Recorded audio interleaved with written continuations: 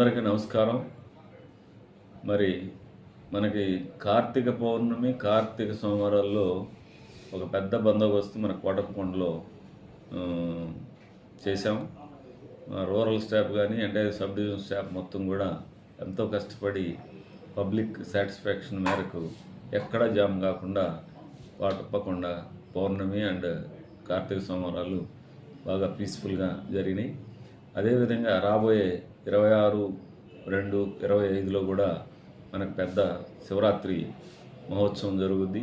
అది state wide పెద్ద పండుగ.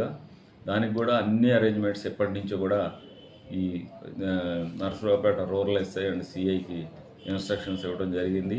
వాళ్ళు ప్రిపరేషన్లో ఉన్నారు. బందోబస్తు ప్రిపరేషన్ కానీ, రూట్స్ కానీ, చెక్ పోస్టులు కానీ వీటన్నిటిని ఇప్పటి నుంచే ప్లాన్ చేస్తూ ఉన్నాం.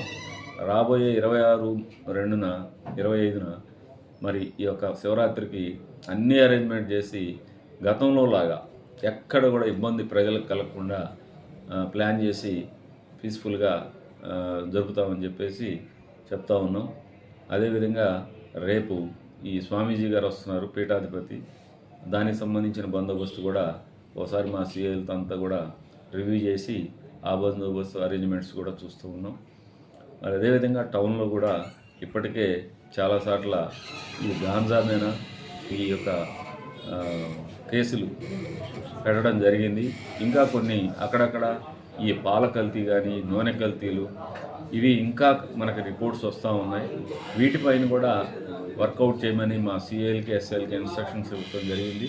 భవిష్యత్తులో మంచి రైడ్స్ కూడా చేసి ఈ యొక్క కల్తీ వ్యవహారాన్ని కూడా నిర్మూలించడానికి శాయశక్తిగా ప్రయత్నిస్తామని మీ ద్వారా పబ్లిక్కి తెలియజేస్తూ ఉన్నాం.